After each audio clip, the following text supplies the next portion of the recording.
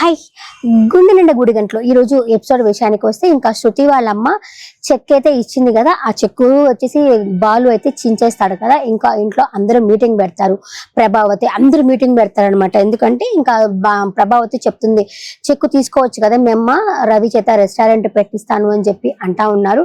ఇప్పుడు బాలు కంటే వాళ్ళ అత్తగారు ఇవ్వడానికి ఇది లేదు, అలాగే మనోజ్ కంటే ఇప్పుడు వాళ్ళ మామ చనిపోయాడు, డబ్బులైతే లేవు. ఇప్పుడు వచ్చేసి నీకు ఇస్తున్నది మీ అత్తగారు వాళ్ళు అంటే నీకు గ్రేట్ అనే కదా, నువ్వు తీసుకొని రెస్టారెంట్ పెట్టుకోవచ్చు కదా అని చెప్పేసి వాళ్ళ అమ్మ చెప్తుంది. అలాగే మనోజ్ కూడా వచ్చేసి అదేంట్రా అత్తగారు తరపాలు ఇస్తానని చెప్తుంటే వద్దంటున్నావు, ఇప్పుడు నా గాని ఇచ్చి ఉంటేనా నేను గాని మింగేసును అని చెప్పేసి బాలు అక్కడి నుంచి అయితే మాట్లాడతాడనమాట. అంటే ఇంకా రవి వచ్చేసి వద్దు నేను తీసుకుంటున్నాను, నాకు పర్లేదు, నేను నా కాళ్ళ మీద నేను నిలబడతాను అని చెప్పి సెల్ఫ్ రెస్పెక్ట్ ఉంది నాకు అని చెప్పేసి రవి కూడా చెప్తాడు.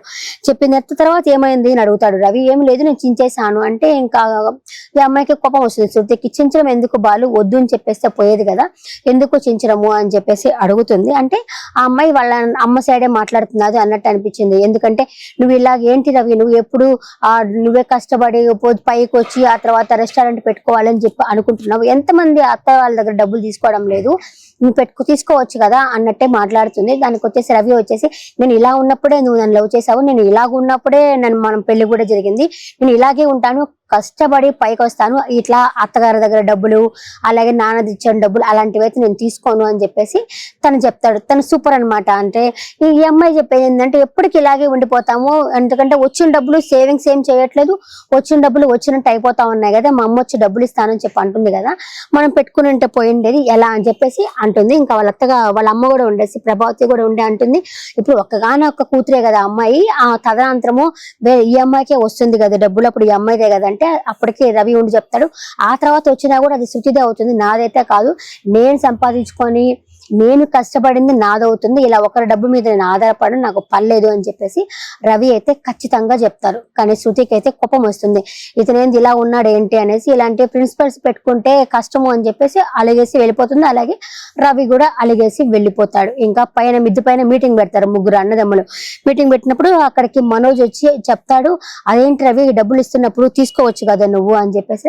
అదే అక్కడికి ఇంకా బాలు కూడా ఉండే అంటారు. అదంతా సరే గాని నువ్వు నాన్న 40 లక్షలు మింగినావు కదా, ఆ 40 లక్షలు మా వాట 15 లక్షలు, రవి 15 లక్షలు ఇచ్చేసేయి, అతను ఓనర్ అవుతాడు, రెస్టారెంట్ పెట్టుకుంటాడు అనేసరికి నాకెందుకు వచ్చిన గోళ అనుకొని అక్కడైతే తప్పించుకుంటాడు. అమ్మ మనోజ్ లాంటి స్వార్థపరుడు అతను సీరియడ్ కాబట్టి సరిపోయింది, నిజ జీవితంలో కూడా ఉన్నారులే, మేమే బాగుండాలా, మేము మాత్రమే బాగుండాలా అనుకునే రకం మనోజు.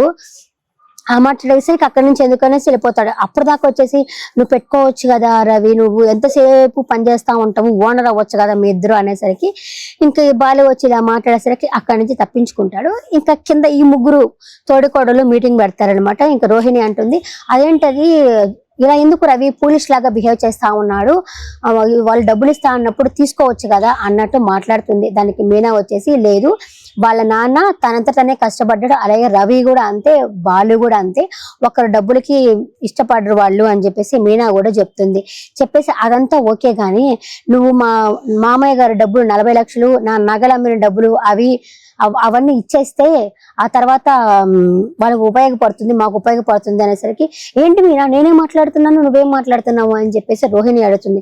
ఏం మాట్లాడుతున్నాను, నువ్వేం చేస్తున్నావు, మేం మాత్రమే బాగుండాలి, పక్కన వాళ్ళు ఎట్లా పోయినా పర్వాలేదు అనుకుంటున్నావు నువ్వు, ఆ శృతి అలా కాదు, నీ అంత తెలివితేటలు శృతికి లేవులే అని చెప్పేసి మాట్లాడుతుంది. ఇంకా శృతి ఉండేసి అది కాదు మీనా, ఈ సేవింగ్స్ అనుకుంటే సేవింగ్స్ కూడా నిలవడం లేదు, అయిపోతా ఉన్నాయి, అందుకే నేను అంటున్నాను మీనా అనేసరికి అదంతా ఓకే శృతి, కాకపోతే ఆ డబ్బు మీ ఇద్దరిని ఎక్కడ దూరం చేస్తుందా అని చెప్పేసి నేను భయపడుతున్నాను అని చెప్పేసి చెప్తుంది. అప్పుడు శృతి అడుగుతుంది మీనాని, నువ్వు కూడా రవికే సపోర్ట్ చేస్తున్నావు కదా అంటే, సపోర్ట్ గా అటు ఏమీ లేదు, తన విషయం నాకు తెలుసు, తన కాలమే తను నిలబడతానని చెప్పి అనుకుంటున్నాడు, రేపు మీ అమ్మాయి వచ్చి మేము ఇచ్చిన డబ్బులతో నువ్వు ఎదిగావు అంటే తను తీసుకోవాలి కదా అని చెప్పేసి అదేమాట రవి అన్నాడు. మీనా కూడా అంటుంది అది కూడా నిజమే కదా, మనం కొన్ని సీరియల్స్ కొన్ని నేర్చుకుంటాం అబ్బా, ఇది మాత్రం ఇదే, సెల్ఫ్ రెస్పెక్ట్ ఉండాలి, ఒకరిని మోసం చేయకూడదు, బతికితే బాలు మీనా లాగా బతకాలి, నేను తీసుకుంటా అలాంటి కొన్ని అయితే నేను తీసుకుంటాను దాంట్ నుంచి.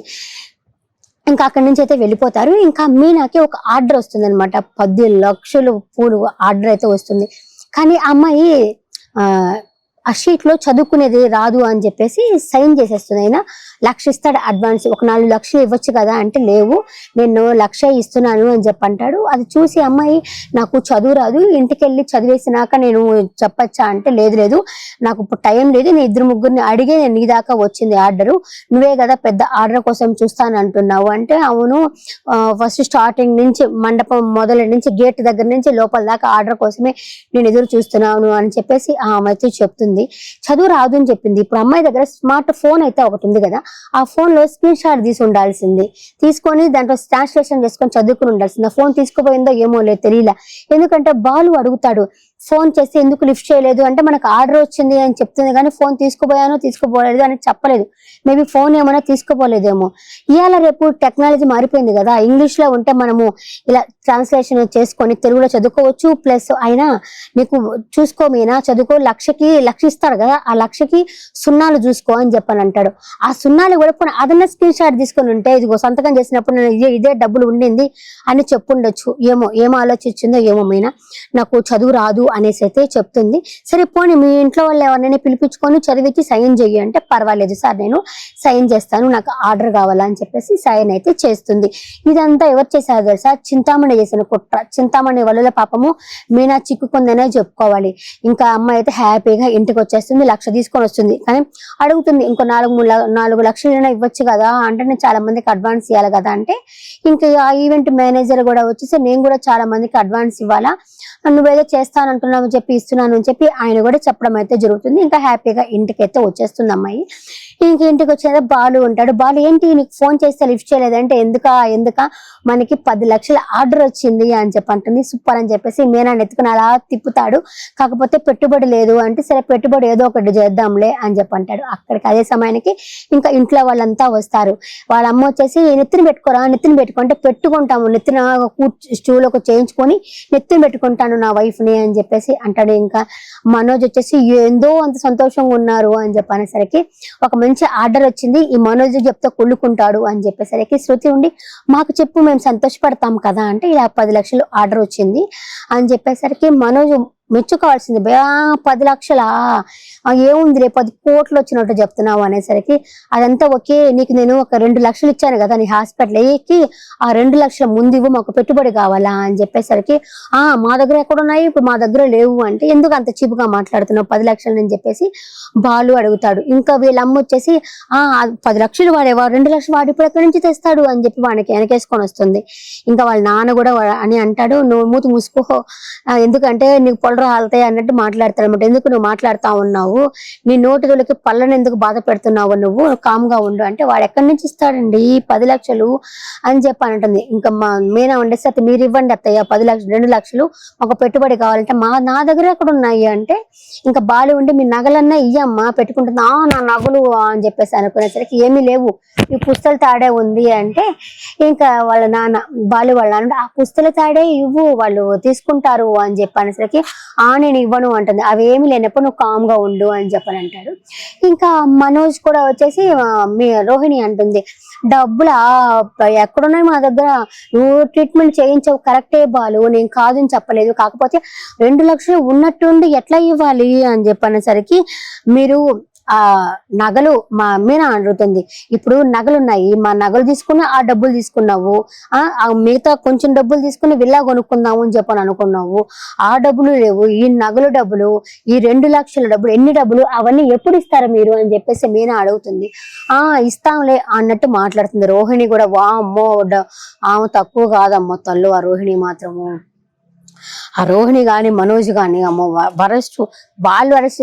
డైరెక్టర్ అట్లా చెప్తున్నాడు నేను కాదని చెప్పలేదు, కానీ రియల్ లైఫ్ లో కూడా ఇలాంటి వాళ్ళు ఉంటారు కదా. ఇంకా ఎవరు వాళ్ళు కామ్గా వెళ్ళిపోతారు. ఇంకా మీనా వచ్చేసి రండి మనం పూల వాళ్ళకి అడ్వాన్స్ ఇవ్వాలి రండి అని చెప్పేసి వాళ్ళని అలా తీసుకెళ్ళిపోయిన తర్వాత ఇంకా కారు షెడ్ దగ్గరికి వెళ్తారనమాట. వెళ్ళిన తర్వాత వాళ్ళకి ఒక ఆర్డర్ వస్తుంది అనమాట, వేరు టెంపుల్స్ తిరగాలి అని చెప్పేసి.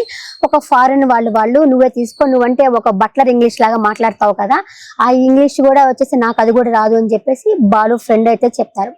ఈ లోపల ట్రిప్కి వెళ్ళాల్సిన నార్త్ ఇండియన్స్ ఫోన్ చేసరికి ఇంకా బాలు ఫోన్ లో వి గో టెంపుల్స్, ఆ టెంపుల్స్ చూపిస్తా, యూ కమ్ బ్రేక్ఫాస్ట్ ఫ్రీ అని అలా మాట్లాడతాడనమాట. మీనా అందరు ఆశ్చర్యపోతారు, ఏంటి బాలు నువ్వు ఇంత ఇంగ్లీష్ మాట్లాడుతున్నావా అంటే, అవును నేను చిన్నప్పుడు స్కూల్కి వెళ్ళేటప్పుడు నేర్చుకున్నాను నేను అని చెప్పి బాలు అయితే చెప్పడం అయితే జరుగుతుంది. పోనీలే అట్లా మేము ఇంగ్లీష్ రాకపోయినా ఇలా చిన్న చిన్న అక్షరాలతో వాళ్ళని సరి చేసేస్తున్నాడు కదా, అదైతే నాకు సూపర్ అనిపించింది. ఈ రోజు ఎపిసోడ్ లో ఇదే జరిగింది. రేపటి ఎపిసోడ్ లో తెలుస్తుంది ఇంకా మీనా ఏమన్నా మోసపోతుందా, ఆ సమయానికి బాలు కూడా ఉండడు, ట్రిప్కి వెళ్ళి ఉంటాడు, ఏం జరుగుతుందో ఏంటో తర్వాత ఎపిసోడ్ లో చూడొచ్చు. ఈ రోజు ఎపిసోడ్ పట్ల మీ అభిప్రాయాన్ని కమెంట్ సెక్షన్ లో కమెంట్ చేయండి.